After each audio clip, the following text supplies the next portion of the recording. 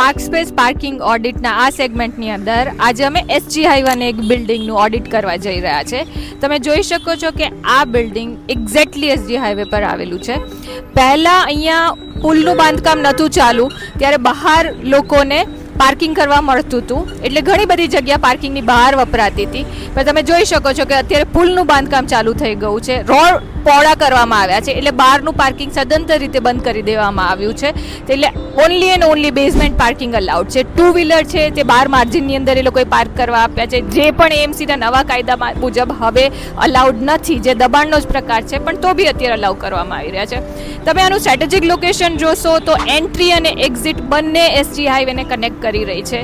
એન્ટ્રીની આગળ પણ દબાણ છે, એક્ઝિટની આગળ પણ દબાણ છે, એટલે એન્ટ્રી અને એક્ઝિટ બી બહુ જ અનકમ્ફર્ટેબલ છે. એનું રિઝલ્ટ એ છે કે આ બિલ્ડિંગની અંદર અત્યારે 50%થી વધારે ઓફિસો ખાલી છે, કારણ કે કોઈ આ બિલ્ડિંગને ભાડે લેવા ઈચ્છતું નથી. જે બી રોકાણકારો છે, જે બી ઇન્વેસ્ટરો છે, તેમના પૈસા તેમની માથે પડેલા છે, કારણ કે ના એમની ઓફિસો વેચાઈ રહી છે, ના એ ઓફિસોને કોઈ ભાડે લઈ રહ્યું છે. હવે હું તમને બેઝમેન્ટની સ્થિતિ બતાવું. તમે જોઈ શકો છો કે બિલ્ડરે ઇનફ પાર્કિંગ આપેલું છે. 2 બેઝમેન્ટ આપેલા છે, તેમાંથી એક બેઝમેન્ટ ફૂલ્લી હાઇડ્રોલિક પાર્કિંગવાળું છે.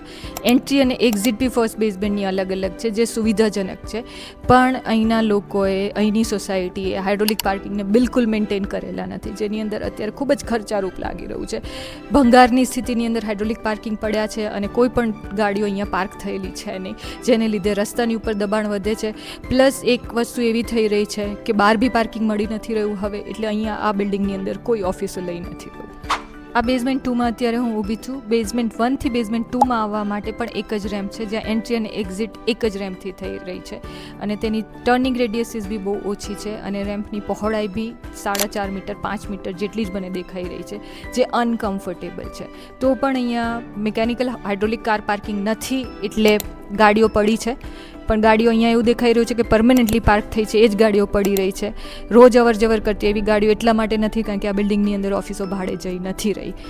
આ બિલ્ડિંગ માટે મારું સજેશન એ છે કે તે લોકોએ તાકીદે હાઇડ્રોલિક કાર પાર્કિંગ જે છે તેનો મેન્ટેનન્સ કોન્ટ્રાક્ટ OEMને આપી અને એ ચાલુ કરવા જોઈએ, જેથી બહારના બધા પાર્કિંગ અંદર થઈ શકે, પ્લસ લોકોને સગવડતાપૂર્વક પાર્કિંગ થઈ શકે. વેલે પાર્કિંગ પણ તમે આપી શકો છો. વેલે પાર્કિંગની બી સુવિધા સોસાયટી અને એમના મેમ્બર્સ આપી શકે છે, જેથી કોઈ પણ વ્યક્તિ આવે જેને હાઇડ્રોલિક કાર પાર્કિંગમાં કાર પાર્ક કરતા નથી આવડતું, એ વેલે પાર્કિંગ યુઝ કરીને પાર્કિંગને સારી રીતે મેનેજ કરે. જો પાર્કિંગને સારી રીતે મેનેજ કરવામાં આવે તો આ બિલ્ડિંગની યુટિલિટી વધી શકે છે, જે અત્યારે કમ્પ્લીટલી અંડર યુટિલાઇઝડ છે.